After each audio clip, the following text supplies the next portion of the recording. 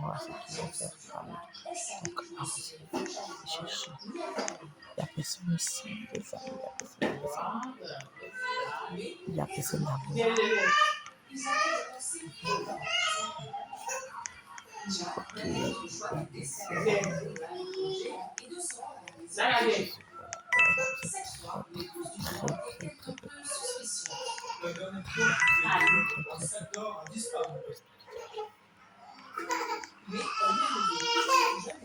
On va aller ici, juste ici, comme ça.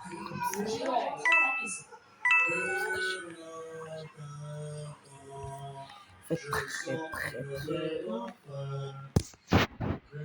Puis je prends, ce ne sera jamais suffisant.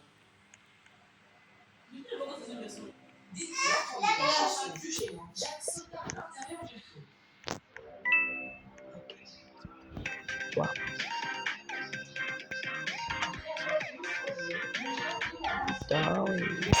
Là-bas.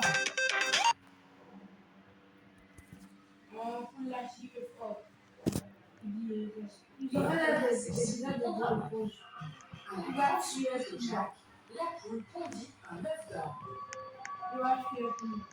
Et quand le géant alla se reposer dans sa chambre, Jacques sortit du four et prit la poule, puis se précipita en descendant rapidement la tige du haut de l'œuf.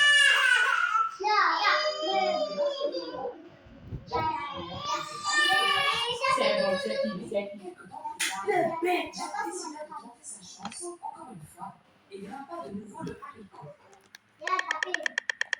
Cette fois, Innocent.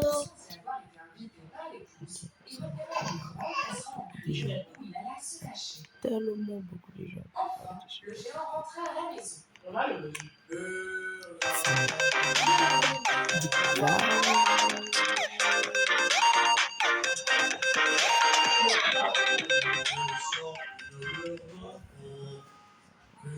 Puis je prends, ce ne sera jamais suffisant.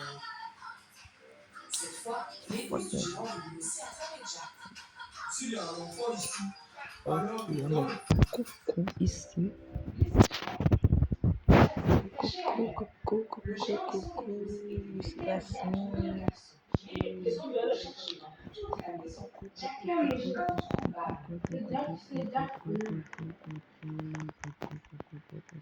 Après leur dîner, le géant mit une harpe en or sur la table et ainsi lui ordonna de jouer. Meurtrière.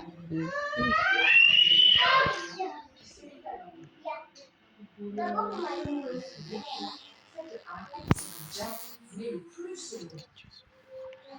Ainsi, il monta sur le genou du géant endormi, sauta sur la table et prit la harpe. Et soudain, un événement absolument inattendu se produisit. Au secours!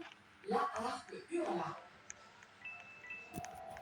Jack bondit de la table avec le géant se réveilla et commença à le poursuivre. Jack glissa le long de la tige du haricot aussi vite qu'il le put, et le géant le suivit. Lorsqu'il atteignit sa maison, Jack cria sa mère. Maman, dépêche-toi, apporte-moi une hache. Et puis, il y a un gars pour les femmes. Tous deux commencèrent à couper la tige. Je sais pas si tu vois la tige.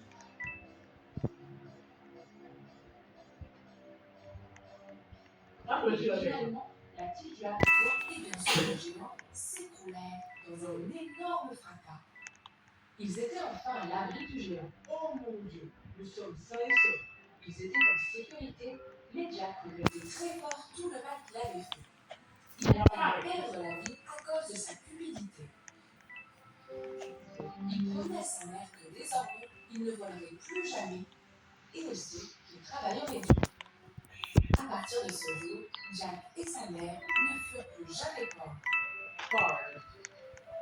Leurs poules aux œufs d'or les aidaient bien. C'est pas vrai. Mais Jack aussi ne cessa plus jamais de travailler.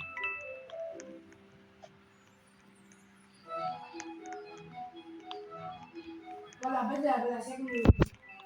La belle et la bête. Il était une fois Un homme très riche qui avait 3 filles. 2 de ses filles étaient arrogantes et insolentes. Tandis que la troisième était affectueuse et serviable. Elle s'appelait Belle. Un jour, le riche marchand et ses bateaux s'étaient perdus dans une tempête. Enfin, je crois que je là-bas. Il expliqua à ses filles qu'il avait perdu toute sa fortune. Belle fut très triste pour son père et essaya de le consoler. Fais avant. Les 2 autres sœurs passaient leur temps à se lamenter sur leur sort. Un jour, le père apprit que ses bateaux étaient revenus. Tiens. Il se mit en route pour aller le voir.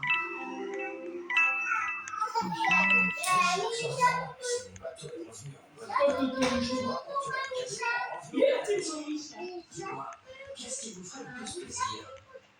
Un gros rubis et un bracelet en or. Qu'est-ce que tu aimerais? Rapporte-moi juste une rose si tu peux. En arrivant au port après un long voyage, l'homme découvrit avec tristesse que son bateau était dans un piteux état.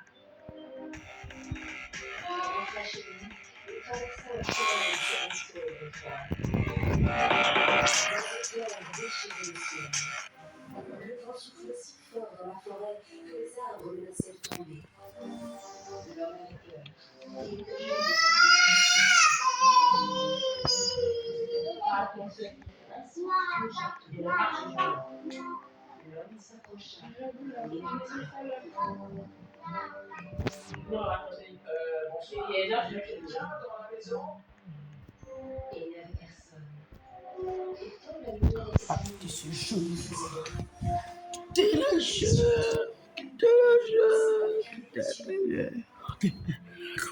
En voyant la nourriture, le pauvre homme réagissait. Et il mangeait tout. En explorant le château, il trouva une chambre vide et s'y installa pour se En se réveillant Calme. le lendemain matin, il trouva des vêtements neufs à côté de son lit. Eh bien, ce château doit appartenir à la personne qui le fait. Si seulement je pouvais la remercier. En sortant du château, l'homme remarqua des roses dans le jardin. Je n'ai pas pu acheter des cadeaux coutus à ma fille, mais je peux au moins apporter des jolies roses à elle. L'homme cueillit une rose.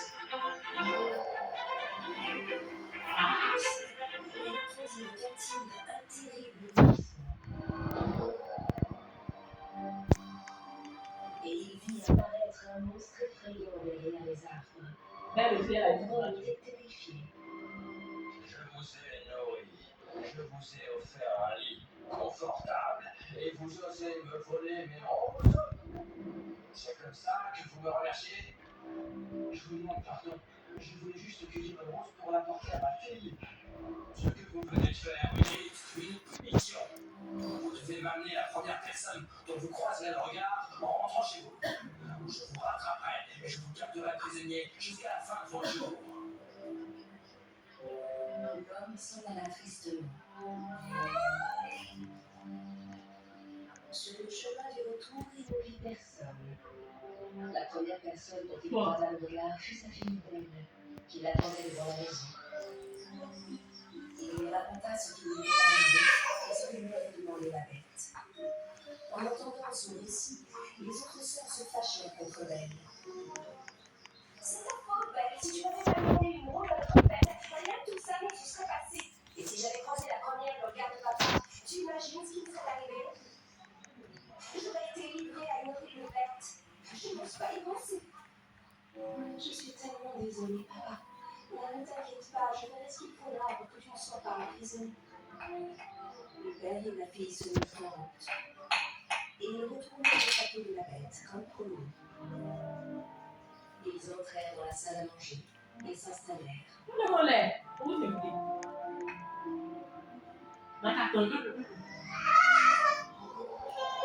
Soudain, un petit et la bête entra dans la salle.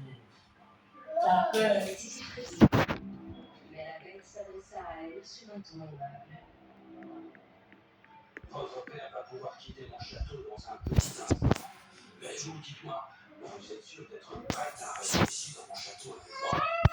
Oui, j'accepte volontiers de prendre sa place. Belle serra son père dans ses bras et le laissa partir. Gisèle alla explorer le château. Elle vit une porte de contrebande.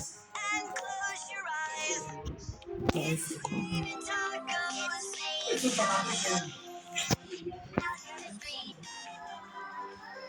une scène. Avec remplie de milliers de livres. C'était la chambre de ses rêves.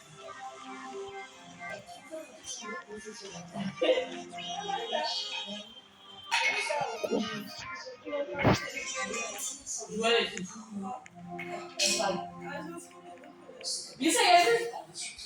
C'était revoir ça. Elle descendit dans la salle. Non, il était parti le montrer.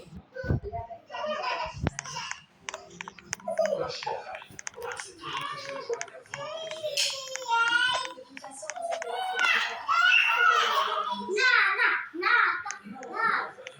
Ce que je demande ici, ma chère, si vous le voulez, je m'en vais immédiatement. J'imagine que vous devez me trouver bien pénible à regarder, n'est-ce pas? Je comprends. Elle fut très surprise par les paroles de la bête. Elle ne savait pas quoi répondre. J'aimerais tant pouvoir vous épouser et passer heureux à vos côtés. Je veux prier avec vous. La bête quitta la salle. Chaque soir, il préparait un délicieux dîner pour Belle. Il a mangé. Il était toujours gentil avec elle. À mesure que les jours passaient, Belle s'habituait à la présence de la bête et passait de bons moments avec lui. Elle n'avait plus du tout peur de lui. Un jour, Belle dit à la bête qu'elle voulait aller voir son père, qui lui manquait beaucoup.